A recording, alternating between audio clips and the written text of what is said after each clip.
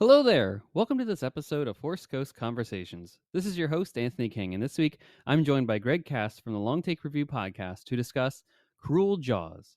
If you're a fan of the podcast and would like to consider pledging your support, there will be a link in the episode description for you to check out the various tiers offered. Also, please be sure to check out our T Public store to buy some Force Coast Conversations merchandise. And without further ado, it is time to gather around the campfire for some Force Ghost Conversations.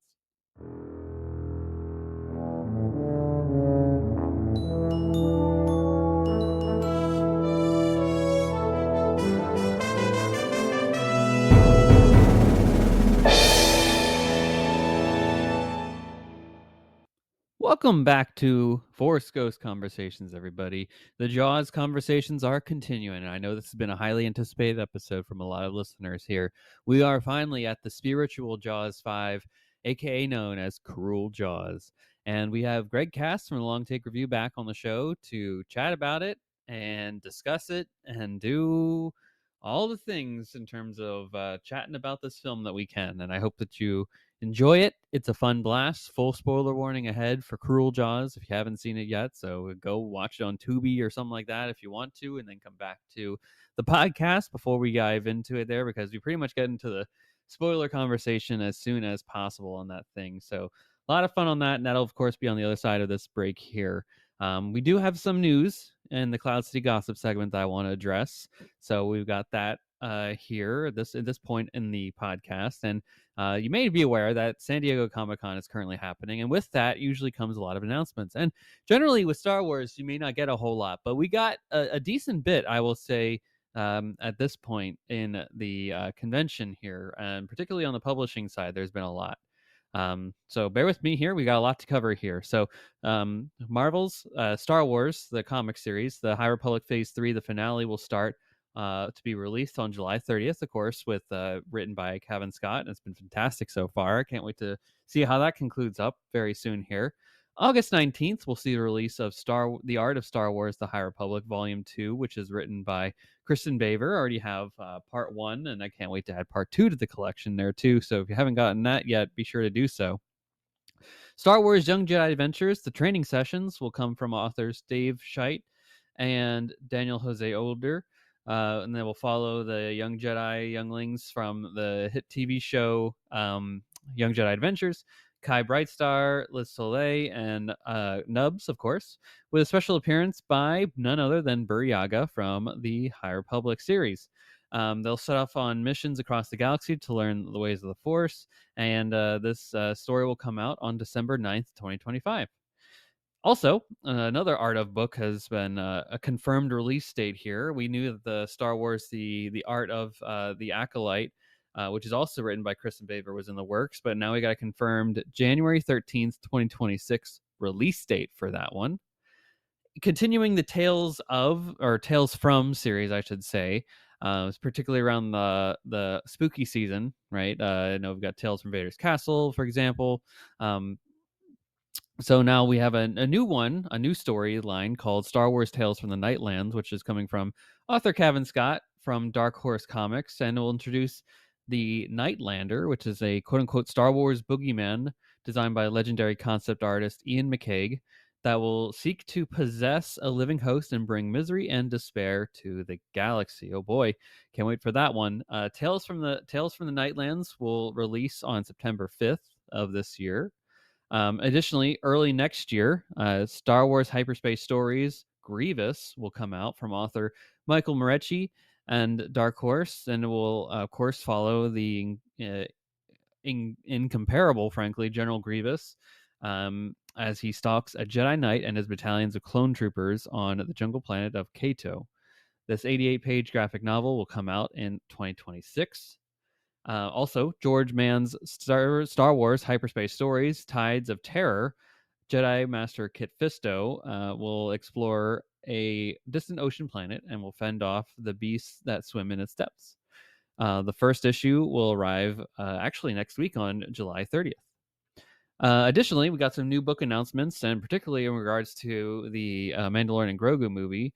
DK, the kind of nonprofit publisher for a lot of Star Wars stuff, will bring the Star Wars The Mandalorian visual guide, which will take a examination of seasons 1 through 3 of The Mandalorian, and kind of highlight some of the artifacts and things. Is very similar to what they usually have for any movie that comes out. So really great to see that they're doing that for the TV show, and hopefully they kind of fall in line with that with other things. I think they did the visual guide for the Acolyte earlier this year, and can't wait to see what interesting interesting bits of canon come from this one, of course, too. And it's written by none other than Lucasfilm's Pablo Hidalgo. April of 2026, we'll see also a rhyming board book called Star Wars You're My Little Grogu from author Grace Baranowski and artist Kaylee McCabe. There will be a new comic miniseries called Star Wars Hyperspace Stories: The Bad Batch Rogue Agents, which is written by Michael Mrecci. And at Comic-Con, they got to see the main cover art and 2 variants. Issue number 1 will arrive in comic book stores in December of 2025. Finally, in terms of the publishing news, a new Star Wars book has been announced called Low Red Moon, which is a Star Wars Outlaws prequel novel. It's coming to a bookstore near you this February 3rd, and it'll feature our main characters from the hit video game Star Wars Outlaws, ND5 and Jalen Brax, as they embark on a descent into the galaxy's underworld in this quote-unquote essential Star Wars read. So when I hear the word essential, you know what that means. It means you get it. And I can't wait to first. I need to dive into the game so I understand this a bit more. But when you say essential, that means they don't just throw that word around lightly. So definitely got to keep an eye out for that one as I first off get into the game a bit more and want to learn more about these characters. At San Diego Comic-Con, we also got a first look image at Ahsoka Season 2 with Ezra, and also a further picture of Maul from Maul Shadow Lord, which will also be hopefully premiering perhaps in 2026, both of those properties, and be intrigued to find out more as time goes on. I will admit, at the time of recording this is on Saturday, the highly anticipated George Lucas Narrative Museum, Museum of Narrative Art panel for San Diego Comic-Con has not happened yet. So any news announcements that happened in that panel will, of course, be covered in next week's episode. So just be on the lookout for that, and also a notice about that as well. So with that, folks, that is all that I had for this portion of Cloud City Gossip. We'll be back on the other side of this very short break with our, guess what, Cruel Jaws discussion. Stay tuned.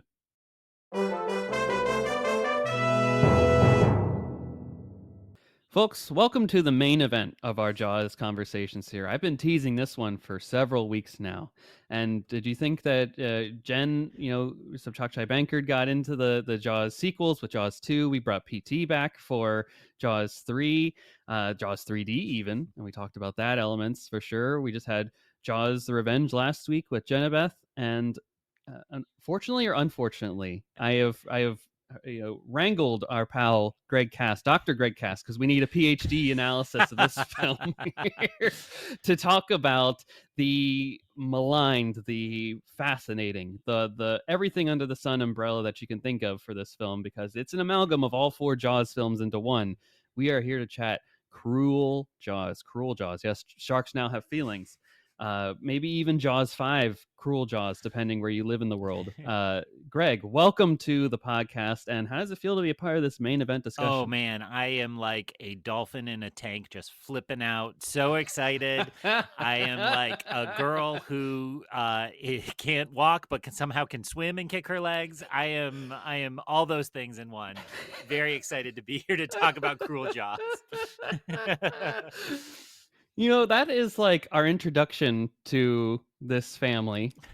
And that's the first thing that I can think of is like, okay, there's this girl swimming, and then they pull her out and put her in the wheelchair. And Hulk Hogan is like, also rest in peace, by the way, is like, she'll never walk again. I'm like, but she did pretty good in the water with her legs kicking there. I don't understand what illness she has. She doesn't even have an illness. It's a car accident, apparently, that took the loss of his wife, seemingly. And he's like, I lost all will to live.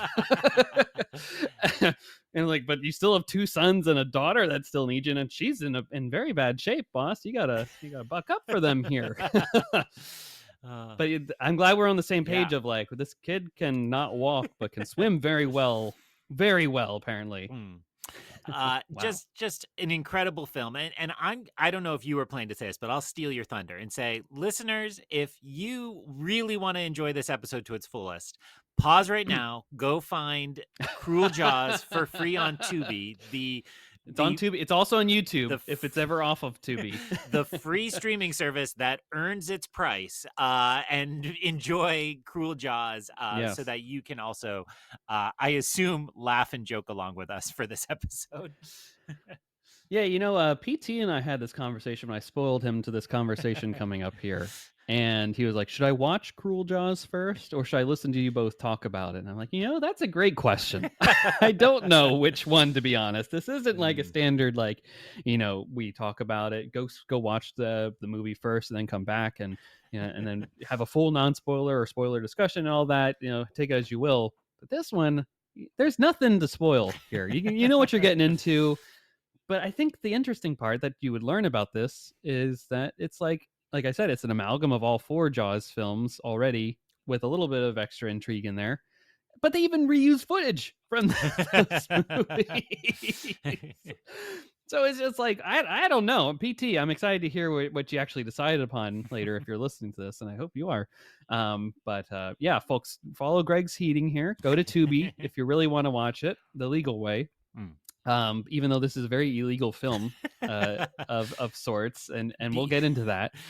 be better than the Yeah, filmmakers. Do it be, legally, be even better than though them. they didn't. At least give Tubi the advertisement money for watch. You watch it. There's the ads, of course, that'll play at random points in this thing, Mm. and give them their just due on that. You can also watch it on YouTube if it's ever off of Tubi. So it's multiple people I've seen have like uploaded it in full to YouTube, and it doesn't look like YouTube is really cracking down on it. So if you ever need to, there's your options there. Mm. But Greg, I want to start with our first question here, Alright. and frankly, it's not even a question. The first part of this is an apology, so I want to apologize for taking an hour and a half out of your life to watch this. And thank you for doing so for the purposes of this discussion. Mm. This leads to the question here. Have you ever heard about Cruel Jaws before I reached out and said, "Hey, I've got an idea for you here. I'm having your other co-host on the Long Take Review watch other sequels here since we did the full Jaws celebration together. Mm. And I thought maybe I'll give Greg the revenge and all of that, but there's a part of my brain that's like, I know Cruel Jaws exists, and it's kind of like a Jaws 5, and I somehow doubt that Greg will ever watch this on his own pretenses without being asked to. So, did you ever hear about it before, and is it perhaps the definition of a direct-to-video film? I had honestly never heard of that, this film, and, I believe you pitched it to me as, "Do you know the weird spinoff with the Star Wars music and the footage from the Yep. original Jaws?" And I really thought that maybe you'd had a traumatic accident or a stroke of some kind, and I was like, "No, that doesn't sound, legal." So I never had the privilege to hear of this or to see this, but, and I think you noted it, like, it is among the other things it is a kind of weird time capsule for a period where films like this were much more common, in Yes. that Yes. there were markets where you could put together a really bad, I don't even wanna say B movie because that's giving it a compliment, It's like a but D yeah, and F.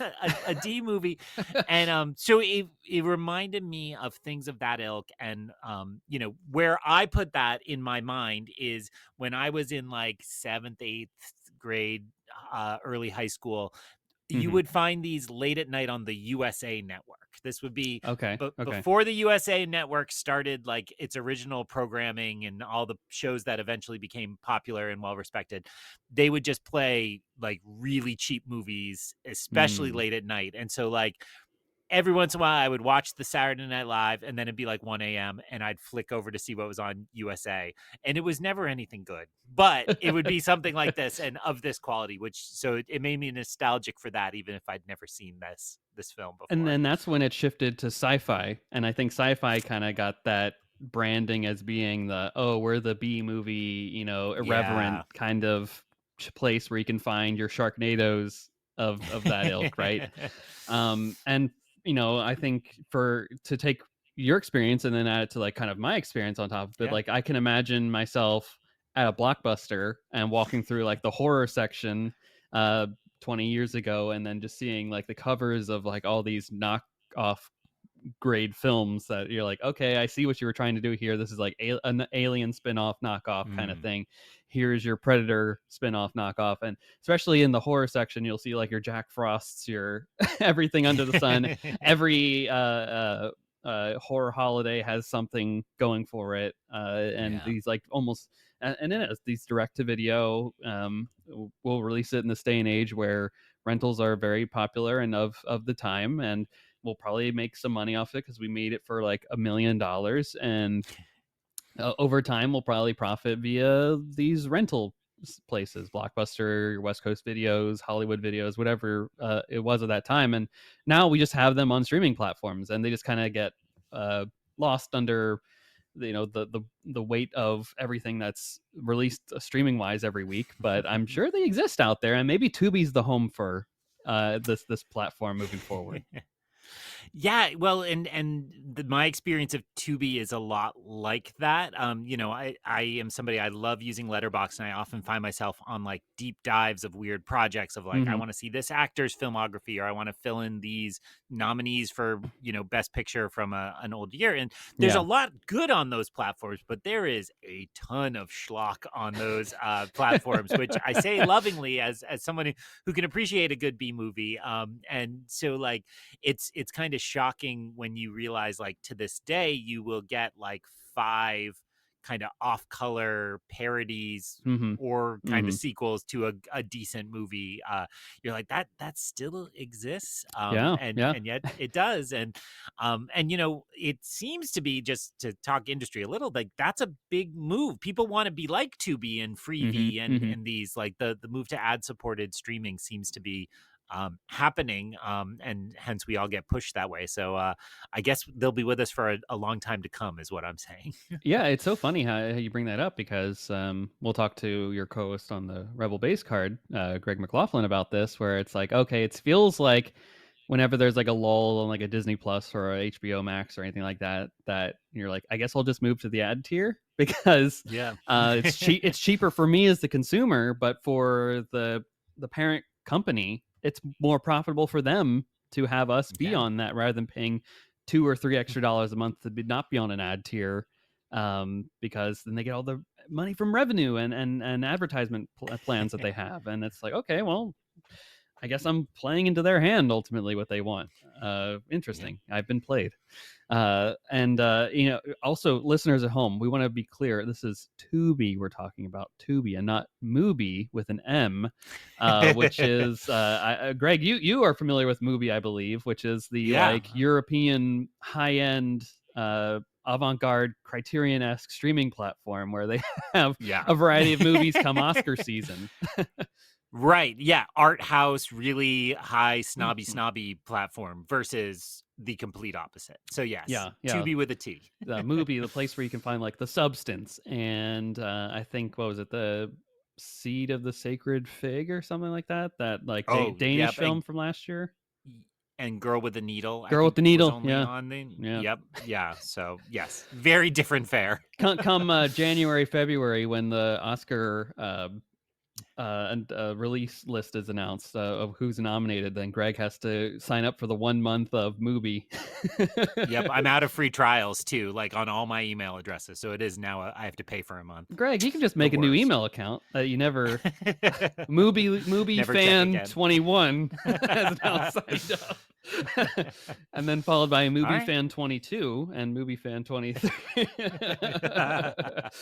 Oh, great, great. Uh, Well, we're into the cruel jaws talk here, folks, and we've alluded to a little bit here about this kind of being this quote unquote Jaws 5-esque thing, and in fact, it's a spiritual Jaws 5 if you want to look at it from that perspective, I think.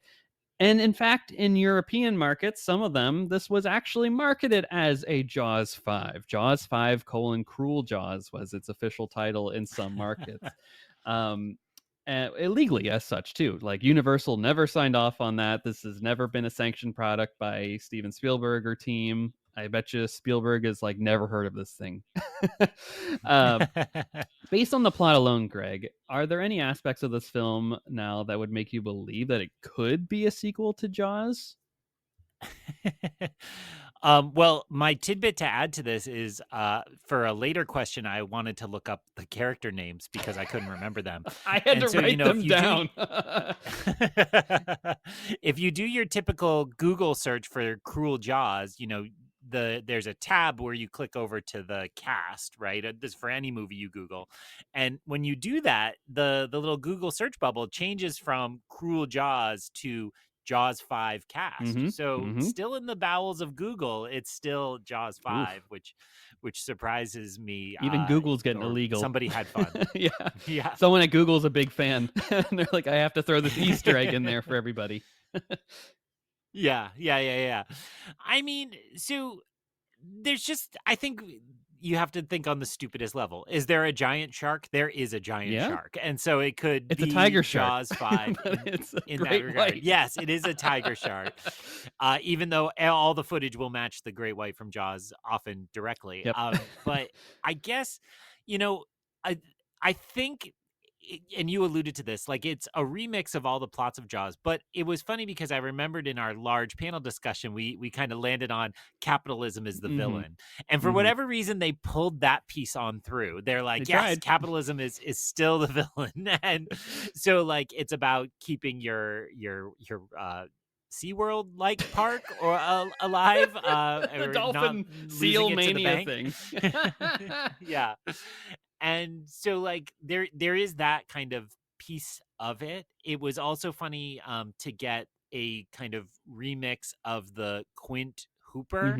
Mhm. And I will not spoil a later answer, but like the off-brand Matt Damon grad student that was there, like the definition of like a muscle-bound guy that they'd put glasses Mhm. on and they're Mhm. like, he's the intellectual now. He will do. Like that. Yeah, yeah, it felt like that was kind of a spiritual successor to that much better conflict in Jaws. I also happened to watch this the same day that I finally got access to the documentary, so it was Oh really boy. jarring to kind of look at how much thought they'd put into the original and, Jaws and while no thought seeing into this one. this. Yeah, this is just the cash grabbiest of cash grabs, but like, when I watch a movie of this quality, what I try to remember is that nobody sets out to make a bad Uh-huh. movie. They just can't This didn't work. get Yeah. to what their vision is, right? So like I do see, like I can imagine a screenwriter or a director like trying really hard to be like, okay, this is schlock, but let's throw a little in that's Mhm. meaningful. And so there's glimmers of that, but it's hard when Jaws is the gold standard of that, right? Like B movie made turned A Yeah. movie, and you're following that with something that is just a mess. So Yeah, I think that's the best way to describe it. It is a mess. It is literally reusing footage from the Jaws films, so you could say it's a spiritual sequel in that sense. That it's literally stealing from it, and it has very much, like you said, plot points that are very reminiscent, almost to the degree of like eeriness of things. Where you're saying like, Hmm. I think his name's Bill, the guy that is the Hooper stand-in for this, who's dating Vanessa, and he's not related to the family, the Snenersons. I just learned this before we Hmm. hopped on here that he's not. His name's Bill Morrison, and he just likes this family a lot that he'll hang out with them so much, and like he's basically a member of the family, but he's not actually a member of the family. Like I could have fooled me.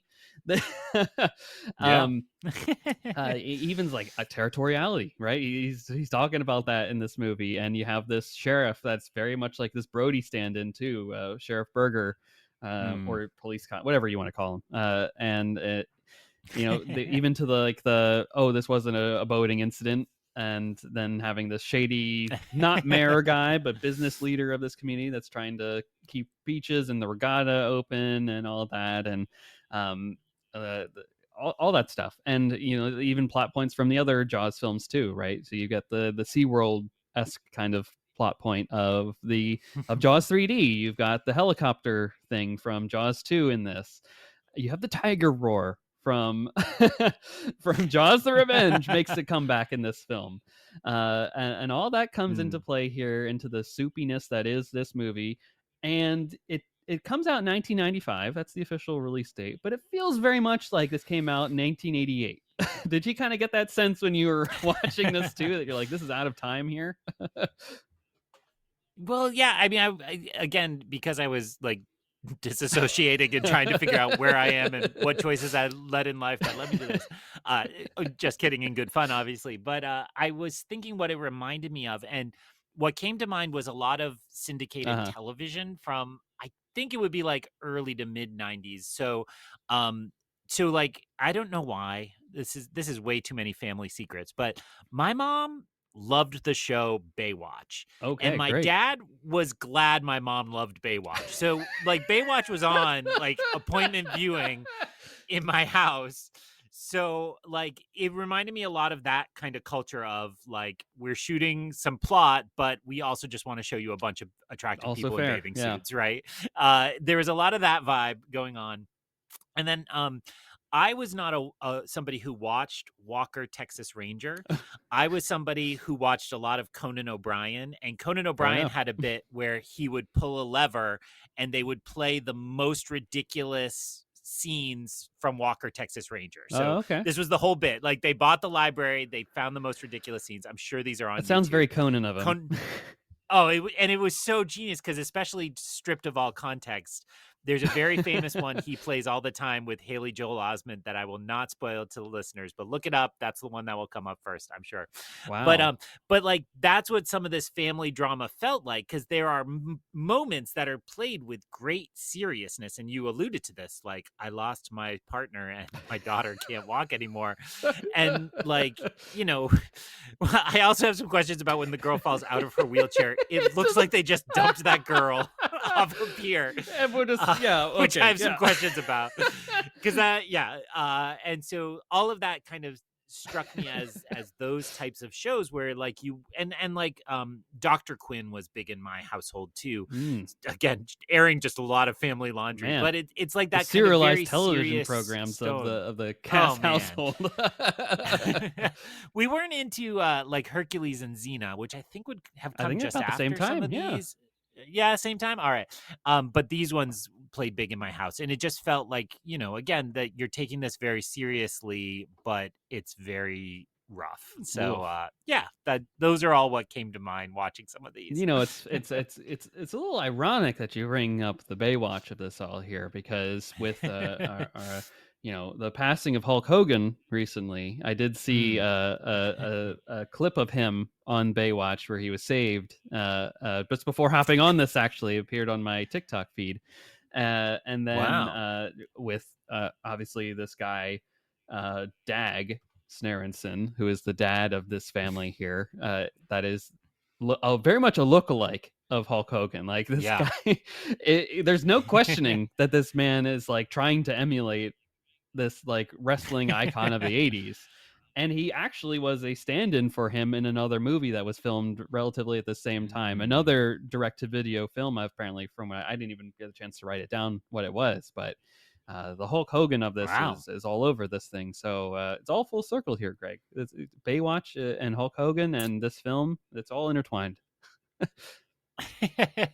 Well, and I will just, with no disrespect to the dead, I am not somebody who was tied into wrestling in the '80s. So Hulk Hogan, I only knew as like the Slim Jim. Uh-huh. No, that's Randy I think that Savage. I might be think, Randy but the Savage, Hulk actually, Hogan, yeah. but I think Hulk Hogan showed up in some of those like He's ads or in things like Rocky that. Or I'm 3. sure.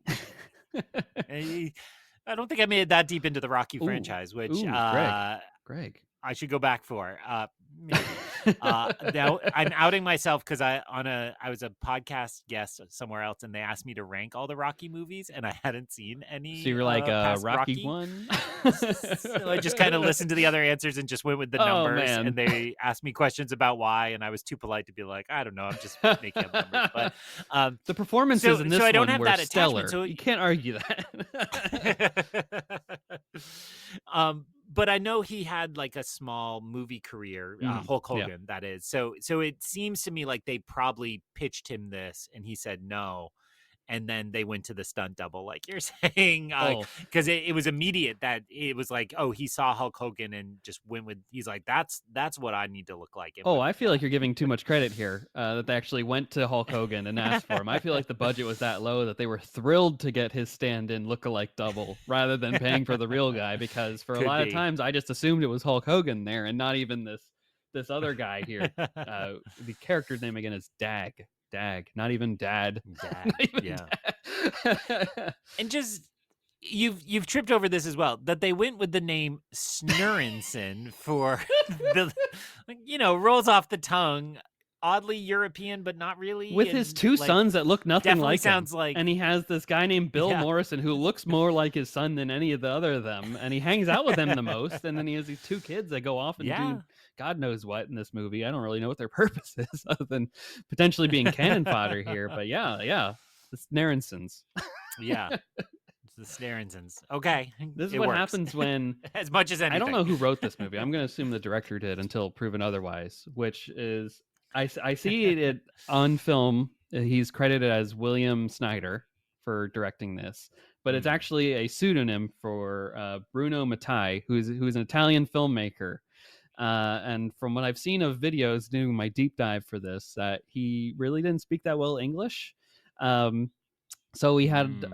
like an interpreter and just didn't really was withdrawn from the cast and crew. So I'm like, did he write this? And then that's why we get the performances we get out of this. Like trying to wrap my head around the cruelness of Jaws and what does it mean here.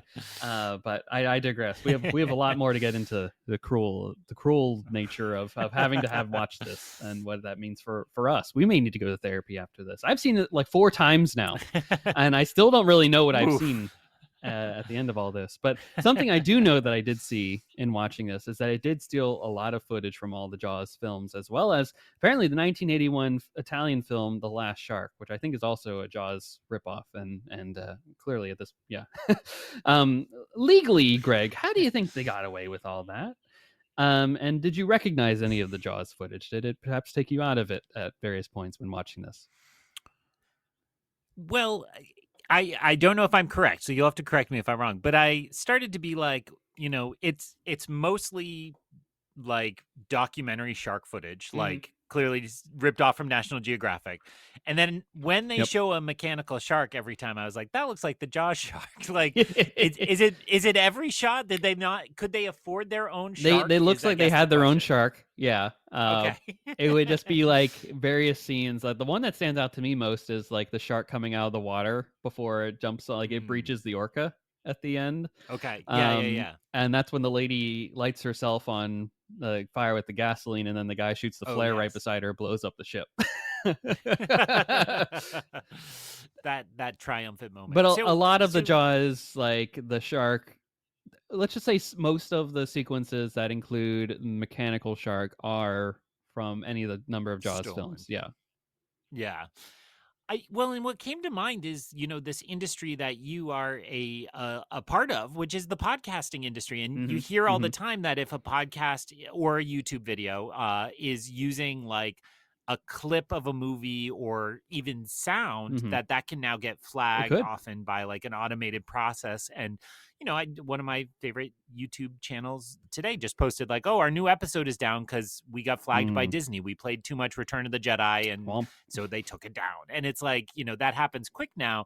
And so it's like impossible to imagine like that this movie could have been released and sold and made money using this much stolen material. Hmm. And honestly, the Star Wars music stood out to me more, just knowing from being a part of this fan community how litigious and protective Disney and 20th Century Fox before them are.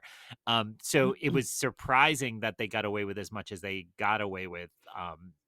And I don't know how they did it because, Well, I mean, I guess it was just a wilder time. we've got a specific question on that Star Wars one, so we'll hold off on the content of that one for a little bit here. But I think it's like, is it just because it's the 90s that, like, it just was so under the radar, so low hanging fruit, not even a cease and desist message, maybe Yeah. just the don't call it Jaws 5 in your marketing, and we'll we're fine. Hmm. Like uh it and maybe it's like, is it's just so minute, right? Is it how much is enough to like trigger the lawyers to get involved, right? Yeah. Or did the lawyers just miss it and then it's too late at a certain point and they just don't want to waste the time and effort to get into it? Because I'm thinking I can't remember exactly what song it is, but I know that there's um a oh golly, what's his name? Rod Stewart released a Mhm. song in the late 70s that is very much a ripoff of a Beatles song, Don't Let Me Down. Um, and they asked John Lennon about it on a late night interview one time, and he's like, "Yeah, I think our lawyer slept on that one." So he's not denying that he's very honest that he stole it, or at Yeah. least the whatever aspects that was taken from it was ripped off and plagiarized, but um they just missed the boat, and then it's like, all right, do we really want to pay the lawyers to get involved with this? Is it just such a thing that we don't want to get involved with, right? I think that's even a question that happens to this day, of especially in music, right? What is stolen? What is who owns the chord progression Yeah. for the song? Is it the beat? Is it the way the lyrics come off? Is it actual lyrics being sampled for something? And did the right people get credited for it?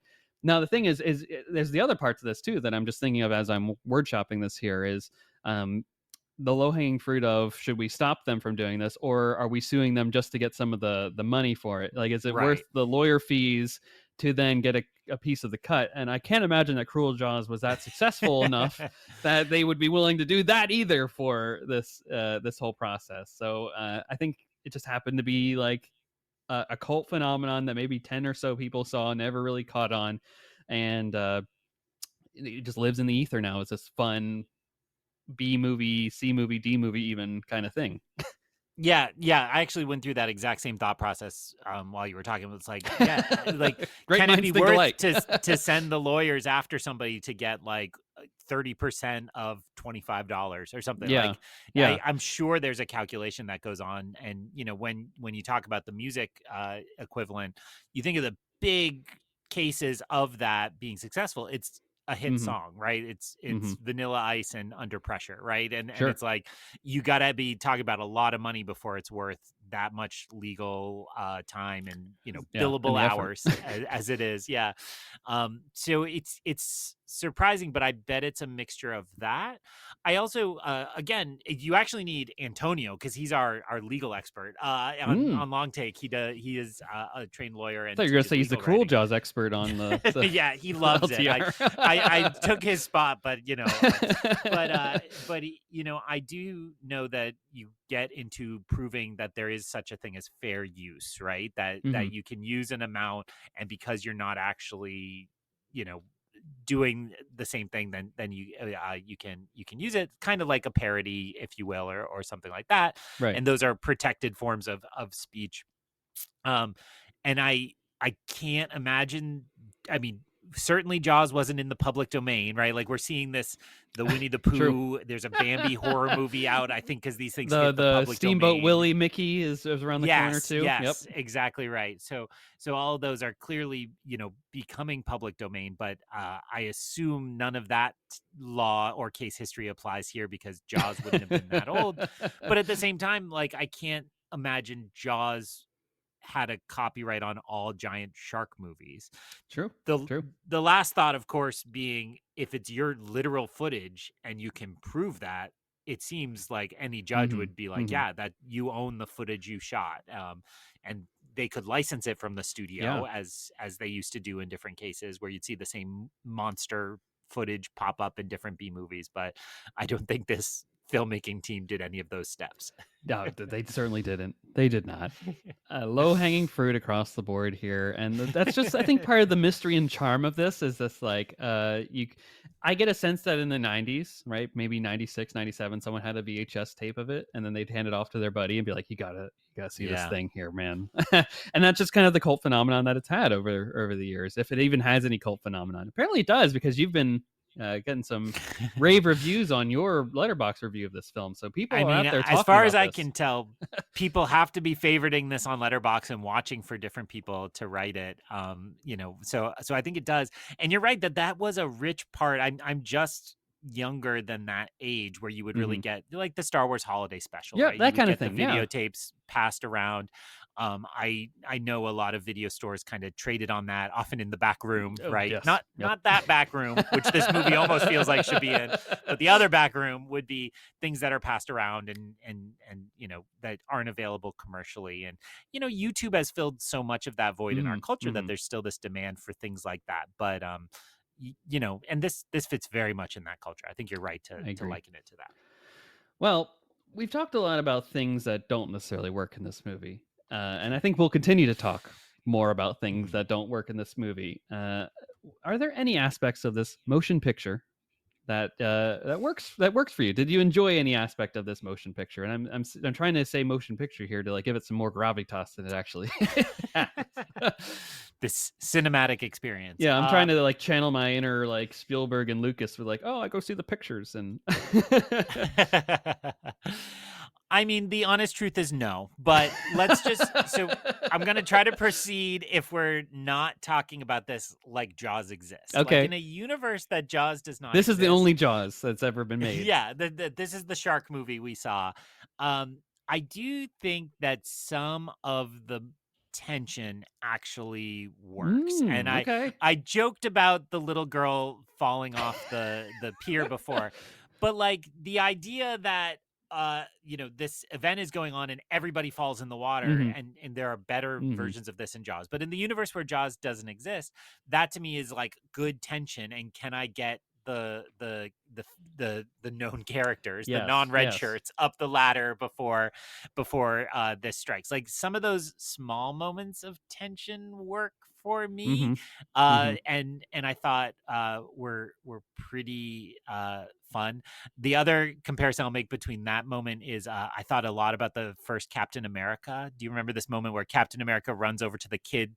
The Hydra agent throws the kid in the water to distract Captain America while he gets away, and the Captain America runs over, and then the kid goes, "I can swim, Mister. Go get him!" And like I was like, "Where's the like I can swim, Mister" moment? But yeah, so there were small moments where I thought the direction and the tension actually managed a little bit.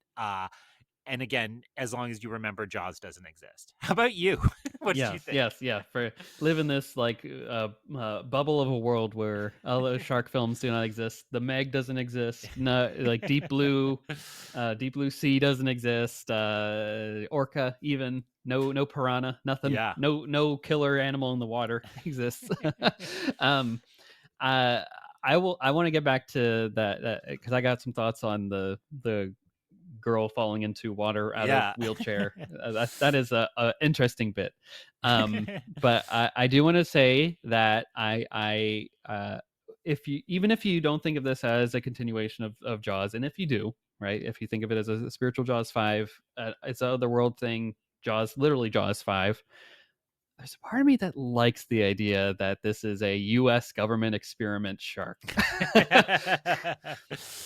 Because Oh, if you're following the through line of these films, right, where you're like, okay, they went 3D, the shark is roaring in the last one, and it has the ability to hunt down this family all the way down to the Bahamas, right?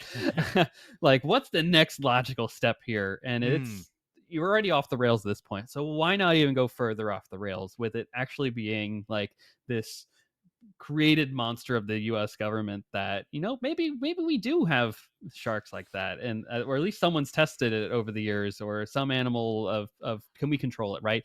It's kind of like the in Jurassic World, right? What they're doing with yeah, I was just the thinking that too. raptors and all of that with InGen and the U.S. Navy working together. Like, well, why wouldn't we have a shark too if we are continuing this franchise along that same line too? It kind of, to a certain degree, works for me. Now I know they're saying it's a tiger shark the entirety of the time, and they're just showing footage of great whites, and even the mechanical shark is a great white. That is off the rails. And I will say too, I like so that's first and foremost what I like. I like that there was actually a regatta in this. Yeah. I like seeing that, and I The like that the this actors film. were not participating in it by any means. Nope, They were clearly no. standing on shore, but Yep. the actual boat footage was pretty fun. That Yes. was nice to see something actually like that.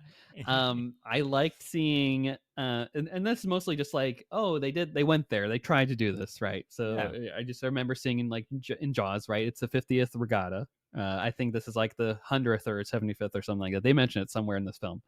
Um, there is the whole subplot of the Samuel Lewis character being bought off by the mob, basically, which is the like the fun fact. Did you know that in the book Jaws kind of thing, um, that doesn't come into the original film Jaws that we all know and love?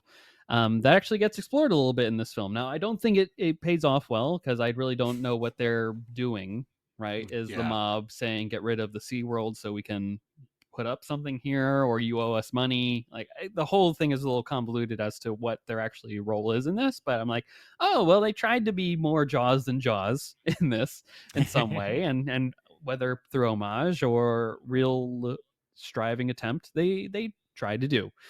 um so those are, and ultimately, I think at the end of the day, too, when you're at the arguably potentially a fifth spiritual installment of this franchise, there's got to be a lot of death in this thing, and I think this lives up to that, right? I think for any horror franchise, with each passing one, you got to up the kill count, Yeah. and they got to get more outrageous and more interesting because you got to feed the audience that is wanting this. And I think it lives up to some really interesting and laughable kills at this point, which I think is what you would expect out of this kind of weird installment. Well, and you alluded to the woman with the gasoline and then the flare She's gun, yelling, and like "Ah!" well, and I think if you review this on Letterbox, she's the cover photo, she's the still She is, photo, yes. and is prominent on the Google search results for this as well. Shout out to Sky Palma as Glenda. Glenda, Uh, yes. yeah, so like I think you're exactly right. Like in a movie this silly, that's what I want. It feels a little like the Final Destination movies. Like Yeah, those kills are so outlandish because they're supposed to be. And that's like the fun, is kind of keeping you guessing which pieces will come together the wrong yeah, way. And yeah. so I do think that worked here for its subgenre of like B movie like silliness. And you know, I do, the other shout out I'll give is just like the kind of dumb unnamed thugs, although like they're mentioned They here. have names, they're like Those Meathead, feel right? I have Matt Thug 1 Oh, and okay. Bud Thug 2 Bud. in Google. By me I mean Google. But so this is a little weird connection, but like when Toro Calican came out on Mandalorian, people were like, "This guy stinks. I hate him." And I was like, "Yes, he's supposed to stink." That's the Like they point. didn't introduce Toro Calican to be like your new favorite Star Wars That's character. right. You're supposed to kind of hate him. And I remember I was in like a live chat for a podcast or something, and Steele Saunders, the Star Mhm. Wars Yeah. YouTuber, was the guest host, and he's always been a Toro defender. And I said in the chat, I was like, you know, Toro Calican is the villain in every 80s snowboarding movie. Like, you Mm. just need some of those guys that you hate. And like, you have a lot of those guys here. And it's like, that's just a role in movies. And it does feel like a little, not literally Revenge of the Nerds, but Mhm. Revenge of the Mhm. Nerds, to see the big, tough kind of beefcakes just being dumb and you know, dying. And it's fun. Well, I think that's a You want to see those people lose. I think that's a that's a fair point, and I think it brings up actually a different question here, which is there anyone Yeah. likable in this movie? It's so funny because, well, and relatedly, you know, there's obviously like a bunch of women in particular that they want you to fall in love with. They're like, Yeah. everybody's fighting over you Everyone loves know, Vanessa. the Vanessa, yes, Vanessa Moore, and then, you know, the Vanessa is the daughter? No, No, there's also the she's the daughter character. boyfriend of Bill, She's the girlfriend of Bill, who's who they want to a win big over. family friend of Yeah. of the And Snenersons. has the big dance scene where she shows up and like knocks out everybody in town. But Yes, yes. well, anyway, but like there's clearly some of that going on where they're like fall in love with these, and you're like, there's really not enough here to fall in love with, Mhm, right? mhm. Like, it's very bizarre. I mean, I hate to say, even the little girl wasn't that lovable because there's like she's defined by her ailment, Yes. and so you're not like, oh, she seems really great. And here's where I'm getting really cruel. I was also distracted a lot by her teeth, and you know, kids go through that age where their teeth look crazy because there's like they're coming in, they're going out. Every time she was talking, I was like, "Oh my god, like what's happening here?" So yeah, so I guess that's my answer to say no. You could probably argue with me and make a case for Bill, but Bill becomes a stereotype of an academic, which I kind of hate, which is like the guy who knows everything, doesn't have a real discip but knows Knows all everything. He's disciplines. master of all trades. Yeah. Bill, we need your opinion Yeah, on this. We and need you to so do the autopsy here. so even Richard Dreyfuss, who has some Latter-day Sins, is more likable Very in much so. Jaws as Hooper than that Bill character. So, do you like anybody here? Look, if there's any character that I'm like, I'm rooting for them actively, I think it's the sheriff here because I feel like he's the only. And the performance is something to be taken for whatever you will for it because I don't think anyone really gives a spectacular performance in this movie at all. Um, but I think from a character perspective, he's the only one that's being like a realistic voice in the room of being like, "Hey, something's not right here." This very much taken from the Jaws plot point of like, "Oh well, we'll amend the report. This was a rudder accident. This wasn't anybody." And he's the only one that's being like, "Oh well, something's fishy here," to put it in a Yeah. pun way. So I do like him. He's Yeah. roaming around. He's actually trying to kill the shark. We'll get into that sequence in a little bit here. I can guarantee you about his death sequence. So I like him. And that's really the only the character that I'm rooting for. Maybe, and not even the family. Like the whole boat could blow up at the end, and like the shark could win. I think with these like horror franchises at a certain point, um, I think that's like a trope that they do at a certain point when they get to like the fourth, the fifth, the sixth, the seventh installment of these, where you're starting to root for the villain just to live Yeah. and to kill these people. Like they don't really make the people likable, so it makes it easier to see them die, or it doesn't hurt in a Mhm. way. So I think whether it be the Halloweens or the Friday the 13th, particularly, they follow that trend of like they start off with like the group of teenagers that you are like, oh, I see myself in them. They're fun. They're they have their go about the city, and then they meet these unfortunate people that kill them. Um, and then later on, you're like, man, those guys suck. Just kill them. That's what I came here for. Yeah, I didn't yeah. come here for to see people live and survive. So I think that it plays into what I said a little bit ago about being glad that this lives up to the hype of like, man, this got to have a high shark eating count in this film. And I think that plays into it where I don't need to see a lot of people survive this. And frankly, I'm like, if they don't, they lose their SeaWorld esque little establishment down in Florida, then so be it. If the dolphins got to find a new Yeah. home, then they will. And the seal too that kicks the guy into the into the water at the end. Well, and this would be before the rise of like Blackfish and Yeah, that like too. the kind of SeaWorld as villain, but it is funny that those are the protagonists. So like we gotta protect this business that is exploiting animals and keeping them in Mm-hmm. captivity, Mm-hmm. which wouldn't have been any part of the narrative really in 1995, although that might be not doing justice to some early Yep. adopters of that position. But it's striking to me because so like I teach a argument writing class where I tell them to pick any social issue, write about it from your perspective. And somebody this spring still picked Really? SeaWorld. It's And I still up was in like, the zeitgeist. are we still fighting this battle? Like and they did a great job on their paper, but like it was clear that a lot of the sources were like From 10 still years ago. fighting out right after Blackfish. Yeah, yeah, right. Like, and it's like, I think SeaWorld has, they're basically letting the current whales die out and they're not Yeah, replacing okay. them. And I don't know all the rules around that. And obviously there's still suffering Mm-hmm. for animals, but it was funny, I had the comparison would be when you watch You've Got Mail and the big villain runs Yes. Barnes and Noble and you're like, wait, Across the like street. that's really not the villain in the book industry anymore. Like they that's when they should do a sequel where it's like everybody's gone because Amazon took all their Mm-hmm. business. Mm-hmm. But like it's very funny to me that that's who is the protagonist here. Like, we got to root for them to save their Yes. business that most of us would frown upon at this point, especially like a little rinky dink Yes. family run one. I'm sorry to those that run rinky dink family aqua parks. Maybe you do a better job than the corporations with better resources, but usually those are That's sad true. That's stories. true. Yeah, yeah. All the brick and mortar stores need to band together now to Yeah. save from the true villain at the end of the tunnel, which is yeah, online corporate um destruction Yeah. here. Speaking of the Barnes and Noble, I don't think I'll ever foresee a Criterion collection of Cruel Jaws in the near future. Hitting the 50% off July sale anytime soon. Oh, no.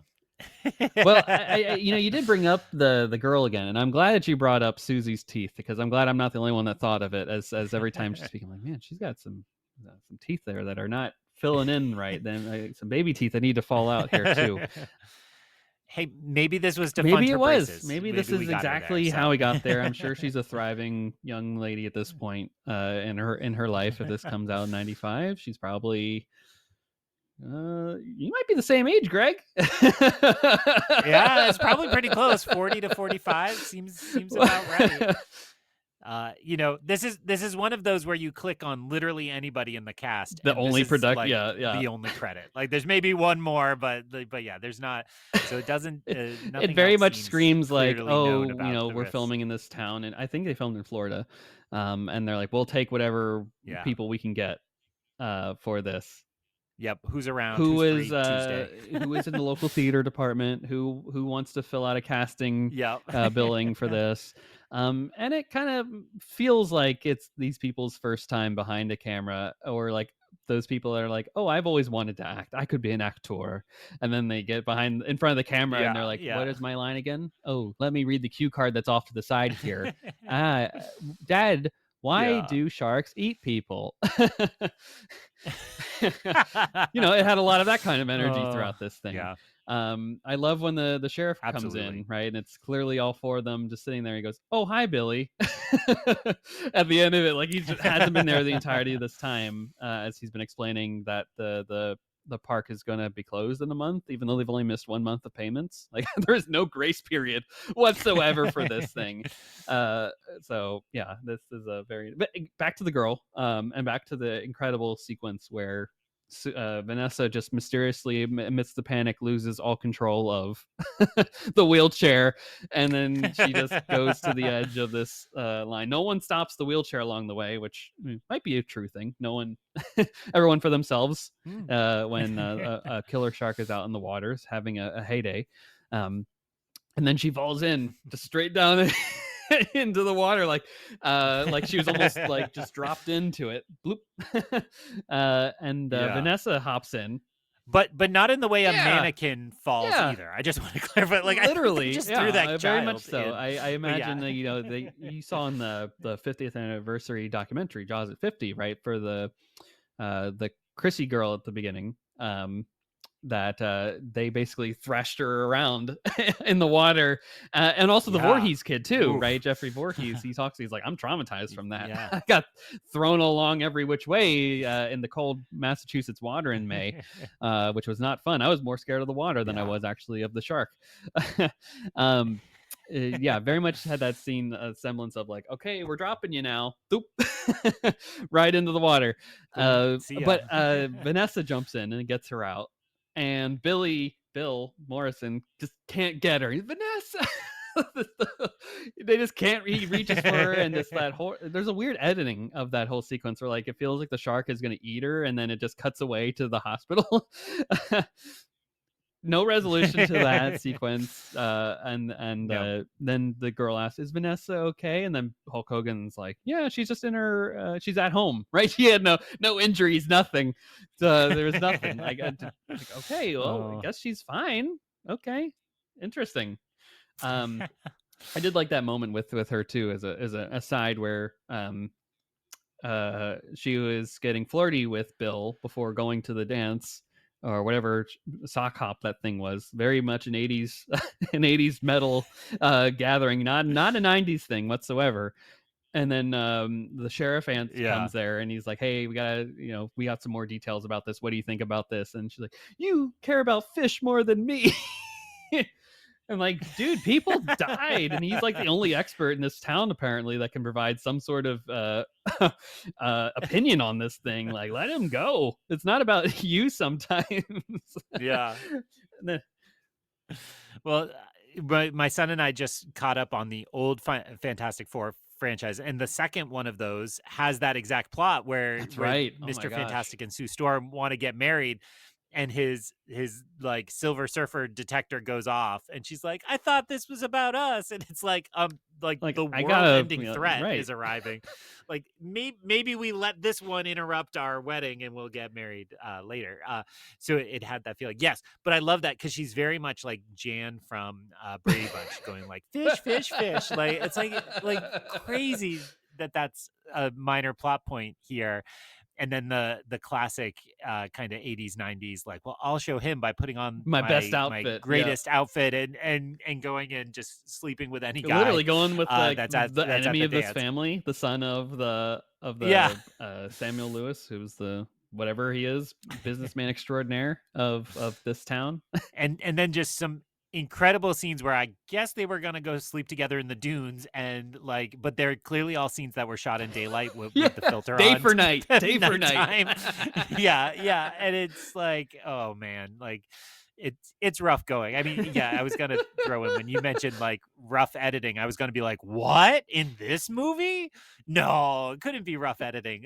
It's only every No, scene, but yeah, yes. every scene is rough editing. It's a wildly paced film across the board. I mean, I think of the scene where they're showing the each of the three guys putting on the nose ointment thing to make sure that they don't smell the thing. But like, okay, I seen that you did it for one guy, and I'm gonna assume the red. Like, you didn't need to show that as such. Like, it just Yeah, yeah. filled a minute and a half of time with no music in the background, and was Yep. just really some blank some blank screen time. Like, what are we doing here, guys? And yeah, it's just the cutting is weird, the sound editing is weird. Like, there are moments where like people are talking and like the ADR doesn't line up with the mouths Yep. moving, and I'm like, that is that is a sin of, like, like when people are like, if a film is like a one or a two on like any logical like film, like out of 10, right? If it's like that, I'm like, okay, well then there has to be like actual film errors, right? This isn't like an opinion of like, oh, I just don't like how Yeah. the story went. Like, if you don't like how the story went, then I think at least give it a 5 out of 10, right? Because it at Yeah. least that's just an opinion at that point. That's art is subjective, right? This isn't actually like, okay, this is actually missing frames here. The day Yeah, for night right. is egregious, right? The mouth doesn't line up with the audio that's coming out. It's like one Yep. second delay. Like, there are just very much apparent errors, and those are errors of the filmmaking Right. process here that are like, even in like a USC studio film class, right? That they wouldn't make that today, or they shouldn't, or they would get docked points, right? So it's crazy that that would Yeah. be a Well, thing. and I'm thinking about like the editing choices where like the rope is fraying and it's like it's breaking down strands, and then you see the next shot which is clearly just stock Yeah, footage of a shark. The rope's fine. yeah. Like it's like you see The- it's like you couldn't even put those in an order, or I understand this is not modern computer age, but like you can yep, zoom in yep. on a frame so that you miss that piece and so on. Like there are changes that you and I as just movie watchers could help them make that were neglected. Yeah, like Did you I feel like I'm did you see watching the. Craven the Hunt? Oh, Go sorry, ahead. Craven the Go Hunter. ahead. Did I see Mine's Craven first? Okay, let me ask that, and let me answer that. I did not see Craven the Hunter, so okay. I assume you did if you're asking me. So Craven the Hunter had a lot of rewrites in the editing suite, and they Okay. had to do ADR. Oh, And okay. you can find TikTok videos where they fixed exactly what you're talking about, in that they then CG'd the mouths within the No, face to match the. So no. poor Ariana. Nope, not that one. Ariana DeBose. Not, I Yeah. almost said Ariana Grande. Ariana DeBose, Oscar winner. Yes. There's a scene where she's delivering dialogue, and somebody slowed it down on TikTok and shows you Oh like my you can gosh. see them come in and replace her mouth with a mouth that matches the words because they knew they were going to get called out in your way. So Oh my come gosh. on, if Craven can do it, Cruel Jaws, let's get it Yeah, together. Jurassic Park just came out 2 years before. You could have been ahead of the game of making sure everything lines up properly. But I did. uh, Now that you mentioned, I have seen some of those clips, and Yeah, it they're also doesn't wild. look good either. Like it does line up, but No. your brain just like catches that, and you're like, that is off a little bit here. It Yeah, and it yeah. shows that we've learned nothing from the 2017 Justice League debacle, where Henry Cavill, With the the mustache. mustache, yes, yes, how we've somehow not learned how to CGI out a mustache from a lip and make it look realistic. But I digress. Yeah, this film is it's almost like the room famously has a lot of those errors too, where Yeah. everything is ADR, everything is either in film or HD, right? They had two cameras going on at the same time. I mean, it almost has that, like, I mean, it does have that cult like following apparently, but um, Mm. it's interesting that, like, behind the scenes, it just seems like there is a ton of like these choices along the way that just make it seem like, oh well, you went there, huh? You made that choice here, and that's what ultimately leads to the soup that is Cruel Jaws. Jaws Mm. 5. Um, so let's talk about the performances of this film, and they're wide and varied across the board, between the dramatic and the melodramatic, perhaps. Who do you think are some of the more interesting characters, and perhaps even beyond the interestingness of their character, their portrayal, perhaps? Who do you think is doing a good job acting that could have maybe got another job after this one? Oh, that last clause makes that hard to say. So, um, Does Hulk Hogan's double get another video movie where he's the stunt double? I mean, so the fake Hulk Hogan, he doesn't do a terrible job, but again, it's like the casting doesn't work on a Hmm. base level. So it's like, did I ever Yeah. believe that's like a struggling entrepreneur who runs a SeaWorld like park? I don't really.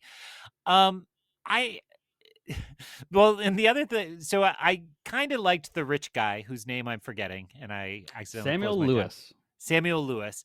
Like, it's a weird part where it's underwritten and underdeveloped, but like Hmm. I see him and I kind of hate him, which again is the Toro Calican rule of like, yeah, I'm Yeah. supposed to kind of hate this guy. And he's always wearing an ascot and delivers his Does he lines. seem out of place, perhaps? Like, if this is set in Florida, does he look like a Martha's Vineyard kind of villain guy?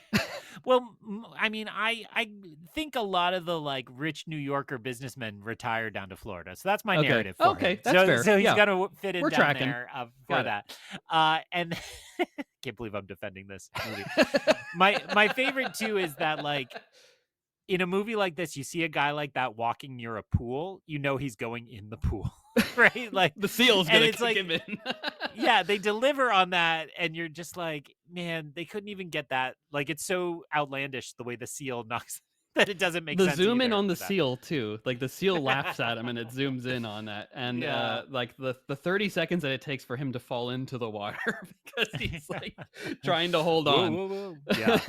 So I will say, in the right project, I think that guy could have a Okay, career. he's got a I'll promising take future him ahead. over. I just feel like the kind of eye candy men and women just Hmm. Hmm. they should go back to the beach. Drop them back off. Like you got them in a van from the beach, throw them back in Yeah, the van, drop them off again. They're good.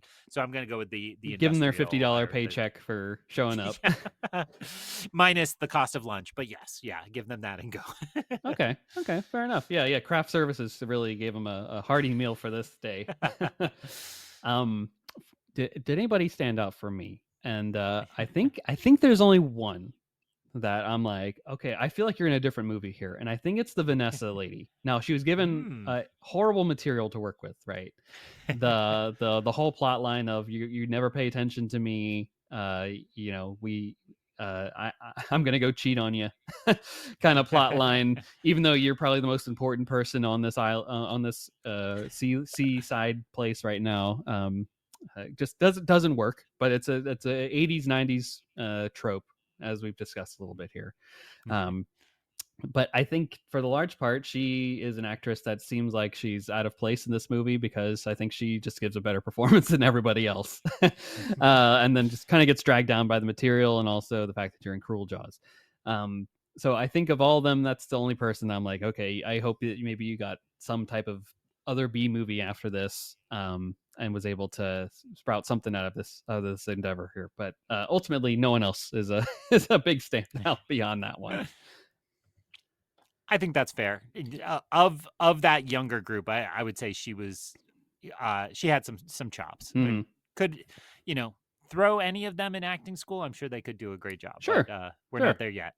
You know, e even the Kintner mom from, the from original Jaws, right? Well, Mm, now I'm thinking about it.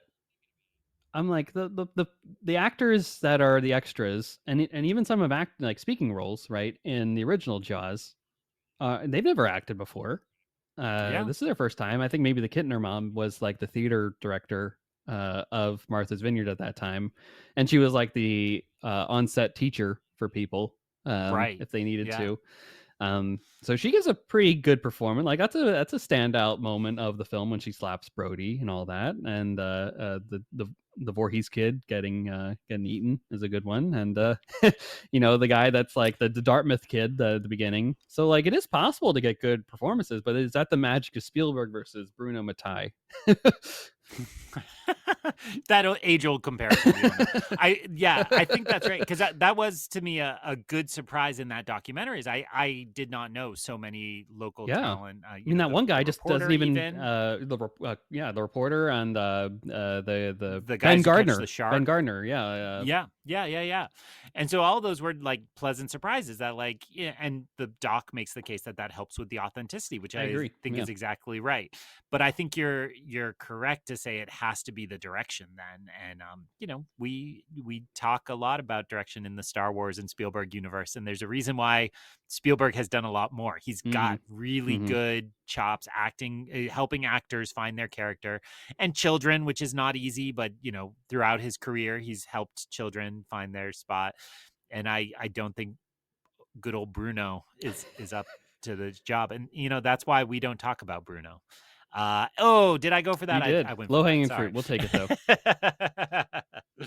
uh, So, you did mention a little bit of Star Wars there, and this is primarily a Star Wars podcast. I'm sure listeners have been over the last couple of weeks as we've been doing these Jaws discussions, being like, "All right, get back to your regularly scheduled programming, Anthony." let's talk about Star And Wars. and and Yeah. honestly, ironically, of all the Jaws films, this one might be the most apt to be on this show. We talk like, okay, what's the loose thread that I can say that ties it to the Star Wars and Lucasfilm esque nature of it all? And Greg, you alluded to Mm, this a little bit here. Is that the Star Wars theme is twice in this film, and not just once, yeah. twice, and we're referring to the main fanfare. You see the Star Wars logo, bam, bam, bam, bam, before I get plagued for a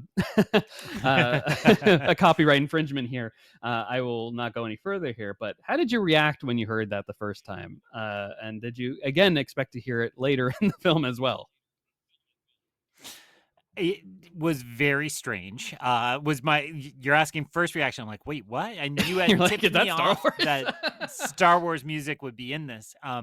But it is also of its time period because there were a lot of, be they Star Wars parodies or, Hmm. even the early age of Star Wars podcasting, a lot of people would kind of come up with their knockoff theme so that, I mean, they we've could got use it the here, music so freely. Yeah, yeah. So like a lot of that felt familiar. And the problem I've always found with things like that is that John Williams is really good, so he knows hmm what he's hmm doing, and especially here where you're using the buildup when that follow through doesn't come and it just kind of lands on that it sour goes note, flat.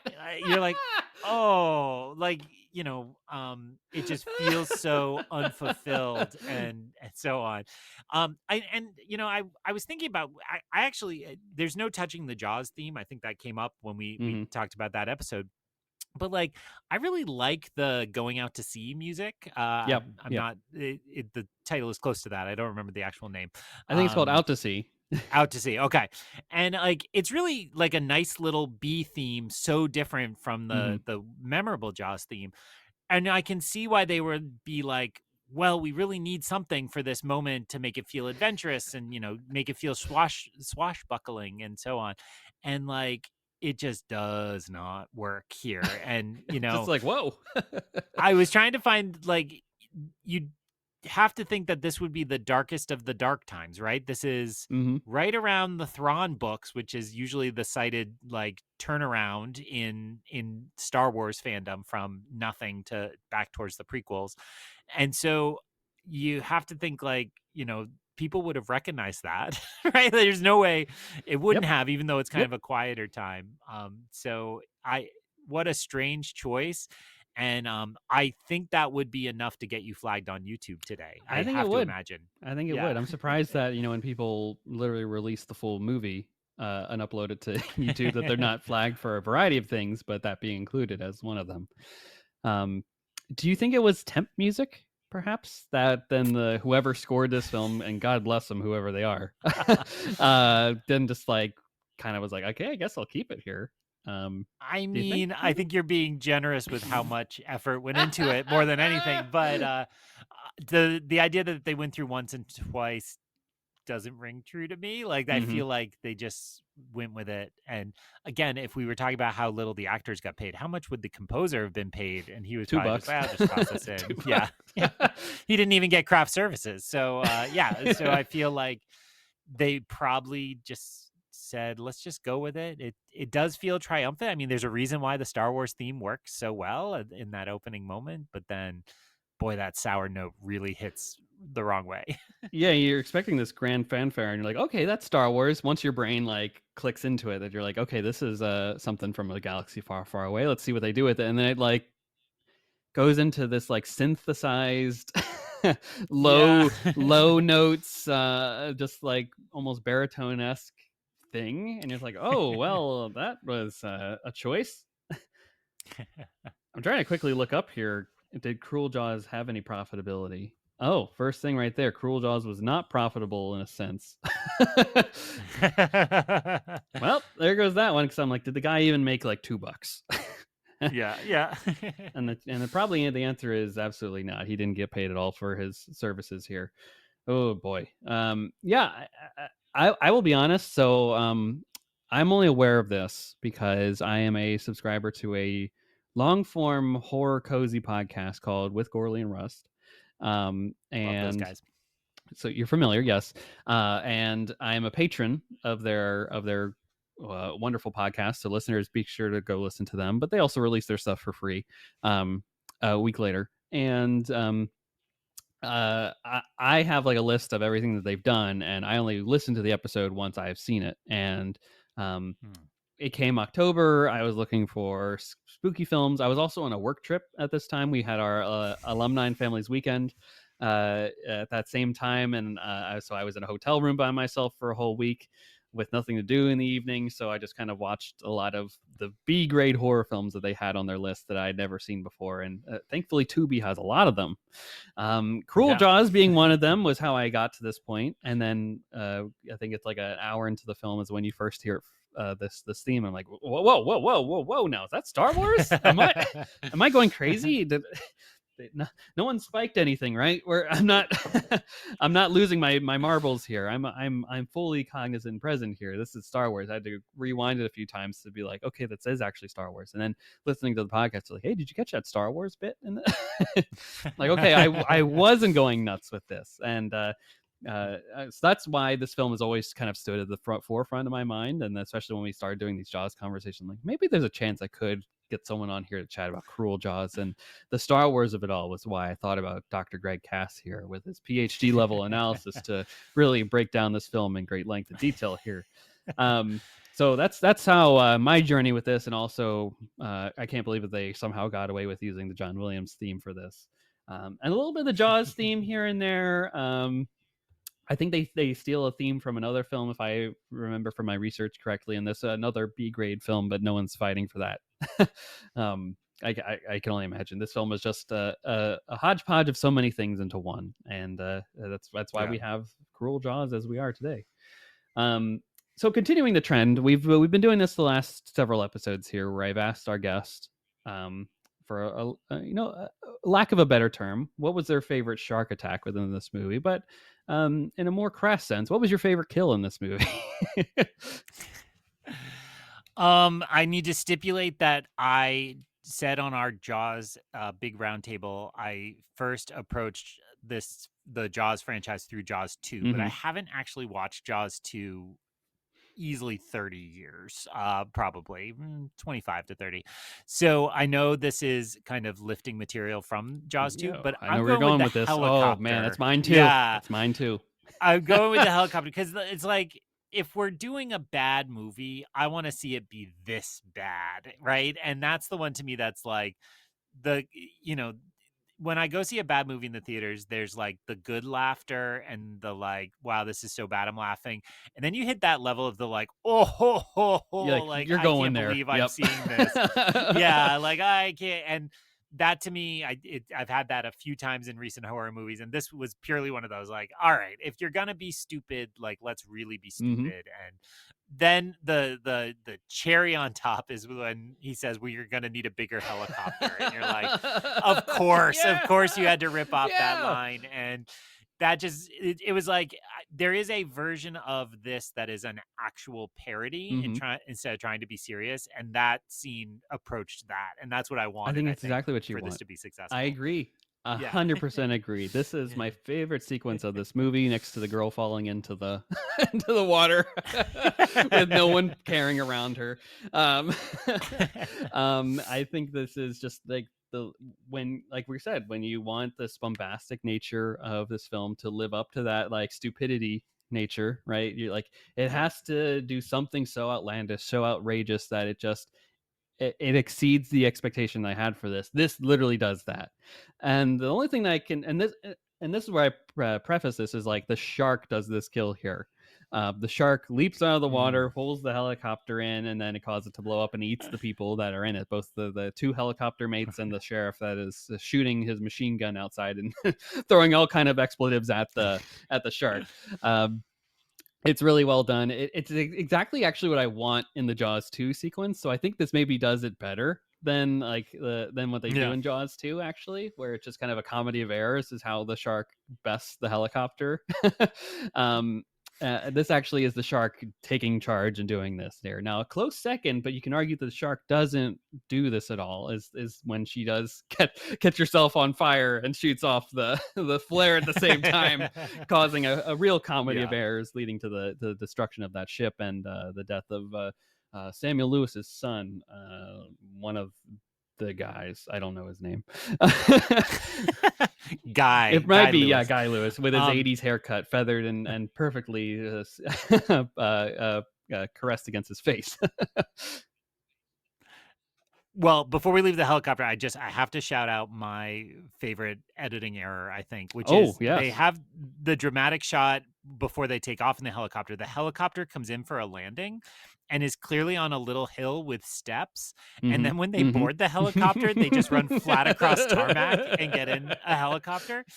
And so this is probably not true, but when Celebration was down in Orlando, your neck of the Mhm. Okay. woods, I was in one of the restaurants on International Drive, Got it. and there is across the street helicopter tours, right? And part of You the did one like, of them? no, no, no, I Oh, didn't. they're like But I 25 sat in the bucks. restaurant. I sat in the restaurant watching them, and that's like part of the gimmick of them being right on this boulevard Yeah. is that the helicopter comes swooping in, and they're all on those little hills Yeah. with the steps running Yeah. down. So my interpretation is that they forgot to get helicopter landing footage and ran down to International Drive in Orlando Probably. and quickly got the helicopter coming in and then had this footage they'd already shot of them flying off. So that's my head canon on Cruel Jaws, which I'm sure will come up many I times in my agree life with you moving on this forward. one. Yeah, I agree. I agree that that is definitely the headcanon I have now too of this, and I'm a little slightly disappointed you didn't bite the bullet and go on to one of those helicopter rides because we drive past it all the time, and it's like the sign is like $25 helicopter rides, and we always joke like I can't imagine those are really safe. Like $25, I feel like I would pay a bit more for my own safety just to, Yeah. I don't feel like I'm Get getting the a good seatbelt that value out of it. Yeah, works. get a real seatbelt. Yeah. If I pay Yeah. for $5 extra, $30, you actually get the seatbelt that clicks in. And if you pay an extra $10, you get one that goes over, like over your body, and not just an actual like across your lap kind of Not the thing. lap belt. Yeah. Yeah, yeah. So next time you're here, make sure to do that and report back Next accordingly. celebration, whenever it's going back to Right, Orlando, right. we'll do one. Um, okay, I did have another thought here for you here. and it's not Sure. included in our questions here, but did the opening Okay. jar you at all? The fact that there's no like it just goes into the movie. Like I feel like when I every time I click this, I'm like, did I do this right? Because there's no like as we typically know in watching films that there's like some sort of like logos of various film companies that have worked on a Yeah. property before, and then it leads to like the title card sequence or something like that, right? This is literally just like a boat in the water. It just starts, and I'm like, "Oh, is this Cruel Jaws?" I always have to like pause it a few times. So I get jarred from that experience. Did you have any similar experience in this? Well, you're making me think of my kids and I be so like the things they were raised on, because I'm me, are like Marvel movies and Star Yeah, Wars, which of course they have the studio cards like one or two, hmm, but then they just launch right into got it. it. And famously, George Lucas got in a lot of trouble with the Sure did. unions because he put 100% of the credits at the end. Now, if I put it on something old where the credits are at the Hmm. beginning, my kids have more than one time said like, "Dad, you got to Fast forward rewind, you got this. to go to the start of the movie," because they think I've started it with 5 minutes Got left or it. whatever, Got and it. that because they are so unfamiliar with credits at the start Mm, of a movie. So I'm just gonna. I think that just means Cruel Jaws, was ahead of its I think time, so. I right? think we're Like right. they, I think we're right on this one. that's what we expect now is just launching into a cold open right into the Well, I film. think you also need to you got to do two things here. You got to bust out the Mm. VHSs so that your kids Oh can yeah, enjoy the joy of having to rewind a whole tape before watching it, yeah, and yeah. also the Oh joy man. of DVD menus. The real Oh, blast that those an used to art be. in It themselves. really was. You remember Yeah. those like I'm thinking especially for the prequels and the special editions, right? Like those were art forms, Yeah. a true lost. Yeah. My friend Carl, who runs the Wampa's Lair podcast, he frequently on their account does like a little reel of just the As you menu, and should. they are insanely Yeah. popular. He gets more hits, people who haven't seen them, and they are really well done for Star Wars movies. You know, I loved the ones where it was like a scene from the movie, and the words were just like superimposed, and like you highlight a building Yep. to go to scene selection or whatever. There were some classics in that, but yeah, it is a lost art. So you're And right. I agree. You're right in your sentiment of saying Cruel Jaws was ahead of its time. And then speaking of time, we're at our last question here, Craig. And this is Mm. a fairly simple question for you here. Probably the most simple of all of them that we've asked so far today. Is Cruel Jaws the worst film you have ever watched? And will you ever watch it again?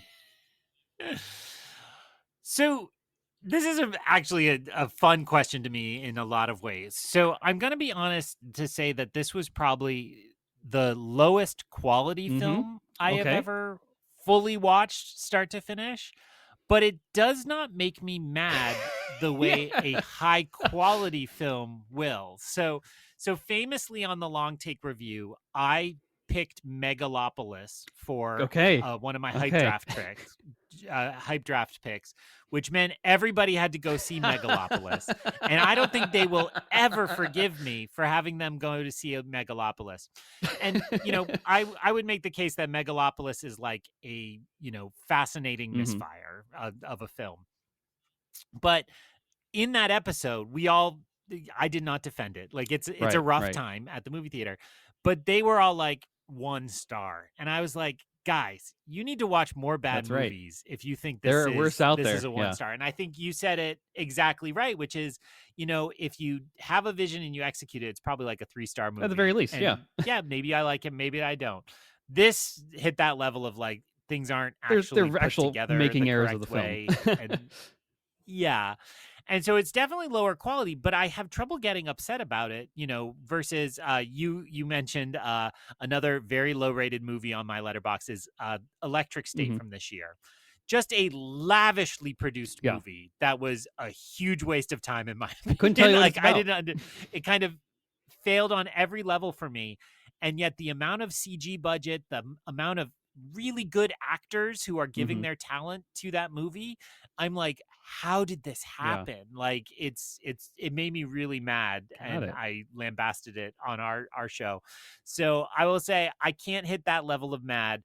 Will I ever revisit Cruel Jaws? I have no intention. I think I've had the experience. I don't think it could be as good as this one. So I think I'll leave it behind. But Okay. I'm not mad I saw it. It's fun to get to talk about Yeah. it and to could A pick it little bit apart. of a delusion, the typical, like, you wouldn't just go to Tubi and pick this out and watch it. Yeah. You'd have something else on your watch list, and this would have never come across the watch list whatsoever until this, like, Only if I was random like request, trying to watch Cruel Intentions, and so I and got like accidentally clicked on the cruel. wrong thing. Yeah, I got it into the search bar, and then this popped up. I might have been like, "What is this?" You know, But it is yes, funny that you bring that up because I think when I did look for it uh, on Tubi, I feel like there were, like, sequels to Cruel Intentions that I'd never heard of before. I think, yes, like, Tubi I've is seen the those home for too. this now too.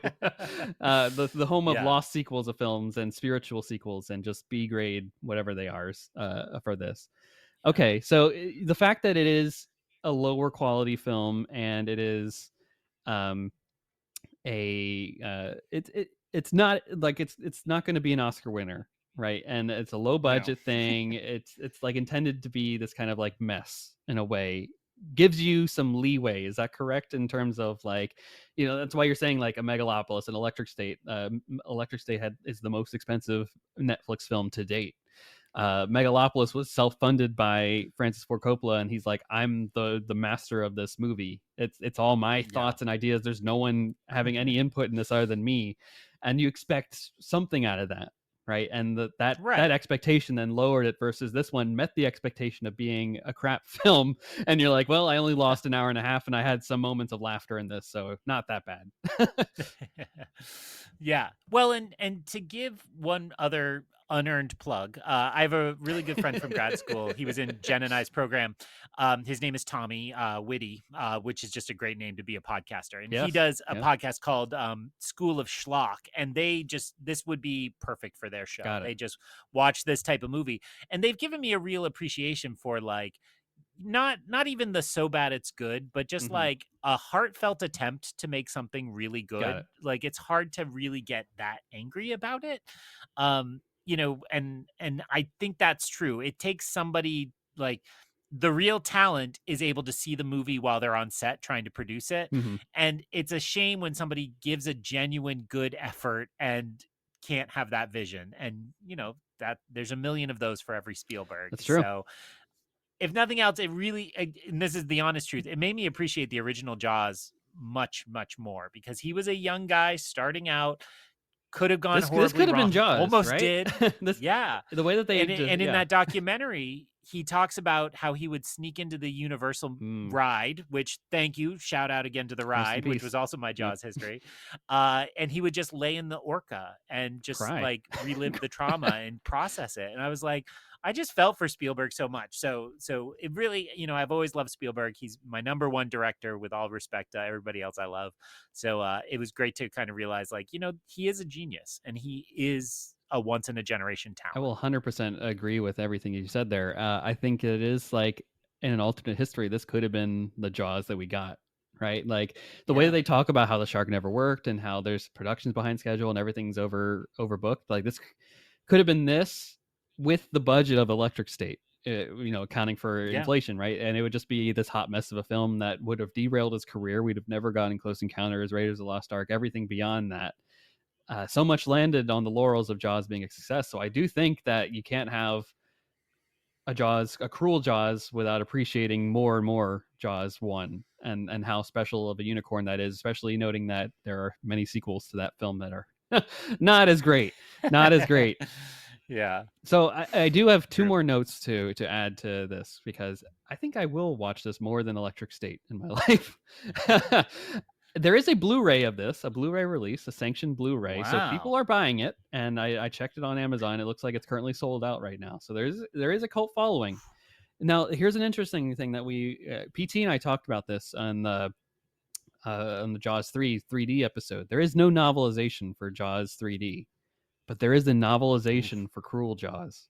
And boy, I Ah. might be picking that up because I need to know more That's about pretty this family. tempting. I mean, I've said this on mic before. I don't remember if it was with you. I have a soft spot for novelizations Yeah, because I think that's a lost I think so art. too. And like, I think when done correctly, especially imagining when like you weren't given the opportunity to see a movie Yeah, five, yeah. six times if you loved it, like there's yeah, own many, or have owned, I don't know if I still own them, but I have owned many novelizations, and they're usually worth the read just for the kind of sheer audacity of them, and the art Well, I form. think too, it has a chance to like streamline a lot of the plot points that were like, well, there was some editing here. Like, did something happen in between there? Like, why is she seemingly trying to cheat on Billy in this one scene, and then the next one she's like Yeah. moving the wheelchair of Susie, and they seem to have resolved all differences here. Like there had to have been something in between, and maybe a novelization is the place by which we can fill in those gaps and solve like what is the mafia really doing here. What's up with this family and the Sea World of it all? I don't know. Give me 300 Wow. pages and some more deep dives into Cruel Jaws, and it might be a fun read on like on a beach. Wow.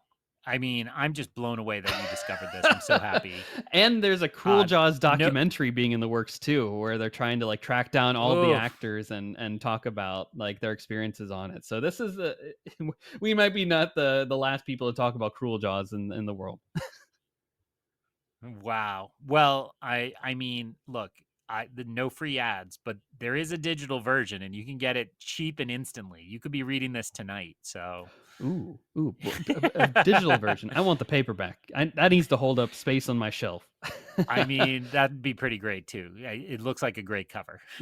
Talk about a great like conversation starter. Well, have you guys ever read Cruel Jaws, based on the hit 1995 cult classic film?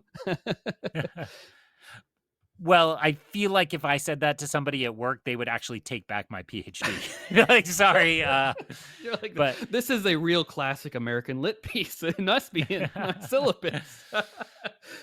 Oh, but fun! It's like it's a logistical line of Melville to whoever wrote Cruel Jaws. I mean, look, it looks like this novelization, the copy I'm seeing came out in 2024, so it's even a recent one. Oh I want wow! to know everything about Is it this. a All right, reprint? Is there's it my a new homework. print? I don't know. There's some homework here. I don't know Exactly. either. Yeah, Well, Greg, cool. we've talked almost for the entirety of the length that someone could watch Cruel Jaws. So, honestly, you could probably do this as a fun commentary while watching the film at the same True. time, and you might get more out of it than just actually watching the movie itself. But, Greg, where can the folks find you online and the various places that you do podcasting across the multiverse, and online as well?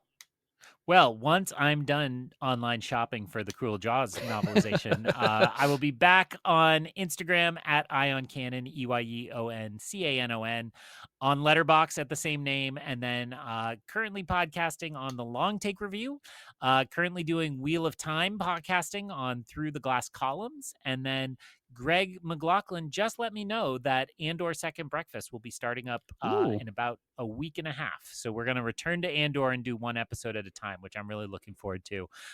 Andor, probably the exact opposite end of the spectrum for me from Cruel Jaws, but very excited to do so.